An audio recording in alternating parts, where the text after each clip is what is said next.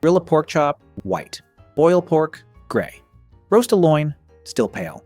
But slice a ham at the Easter table, pink. Evenly, deeply pink from edge to edge. The glaze cracks under the blade.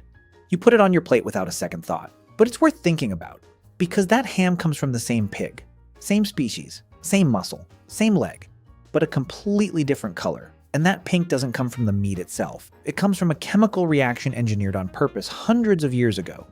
So what turns a raw pig leg into the glossy pink spiral ham on your dinner table?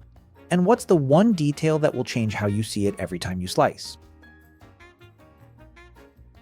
Ham didn't end up on the Easter table because of religion. The reason was practical. For centuries, European farmers slaughtered pigs in the fall. They salted and smoked the meat through winter, and by spring, right around Easter, the ham was cured and ready. Not sacred timing, just logistics. Families didn't choose ham for the holiday just happened to fall when the ham was done. Across most of the world, Easter meant lamb. That tradition goes back 3,000 years. America followed it too, until World War II changed everything. The military needed wool for uniforms. Sheep grew scarce. Lamb prices climbed. Soldiers overseas had been eating canned mutton for years. Most came home swearing they'd never touch it again. Ham stepped in, and never stepped out. But the glossy, honey-glazed spiral ham Americans know today started with a dream. 1930s Detroit. Harry Honselaar sold ham to drugstore lunch counters. Every day he watched clerks struggle to carve by hand, slow and uneven. One night, the answer came in his sleep. He woke up, grabbed a tire jack, a pie tin, a washing machine motor, and a knife, and built the first spiral slicer.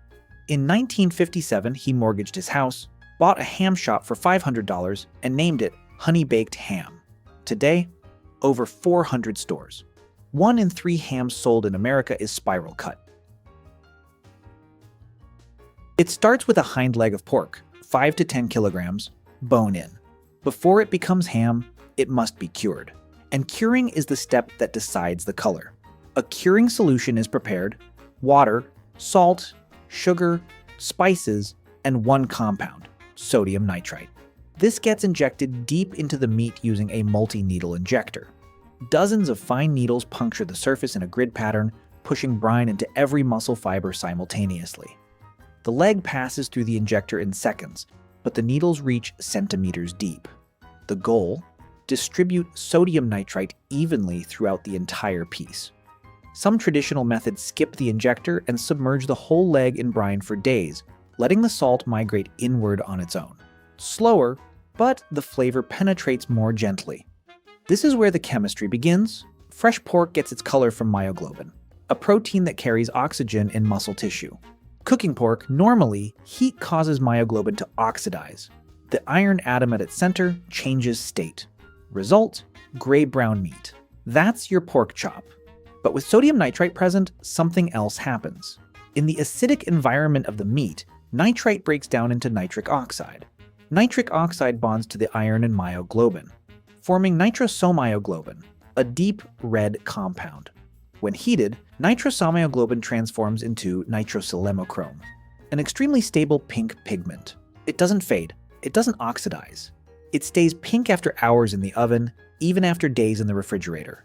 Same pig, same protein, completely different chemistry. Curing takes place at 2 to 4 degrees Celsius over several days, giving the reaction time to reach every cell. Then the ham enters the smokehouse. Hickory or applewood chips smolder at low heat while the meat hangs on steel racks for 6 to 12 hours, absorbing flavor and forming a dark amber bark on the surface. The smell fills the entire building. Sweet, woody, faintly sharp. Workers who've been there for years say they still notice it every morning. Then, the spiral cut. The ham is loaded onto a rotating cam with the femur bone aligned on the central axis. An oscillating blade cuts from one end to the other in a single continuous spiral. Each slice, 1/6 of an inch, about 4 millimeters. The blade follows the contour of the bone but never separates meat from it. 2 minutes per ham. Even today, a person loads each one by hand, aligns the bone, and watches the blade do its work. Human hands, every single time. After slicing, honey and brown sugar glaze is brushed on by hand and torched with an open flame until it caramelizes. bubbling, crackling, turning deep amber. The sugar hits 300 degrees for just a few seconds before the torch pulls away. That's the crust you break through at the table. But here's the strangest part. Sodium nitrite wasn't added to make ham pink. That was just a side effect. The real purpose is to block Clostridium botulinum, the bacterium that produces one of the most lethal toxins on Earth. A single gram of botulinum toxin can kill over 1 million people.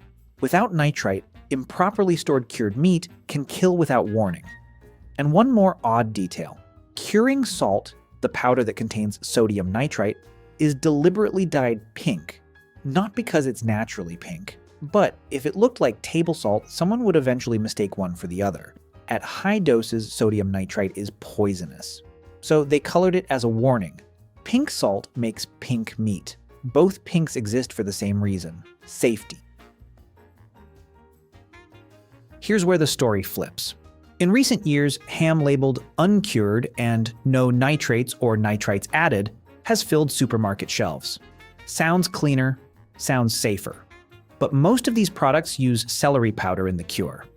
Celery is naturally loaded with nitrates. Inside the meat, bacteria convert those nitrates into nitrite. The same compound, the same reaction, the same pink color. USDA allows the no nitrites label because the nitrite came from a vegetable, not a jar. The end product, chemically, is nearly identical. A different label on the same science. And that changes what you notice the next time you're standing in the ham aisle.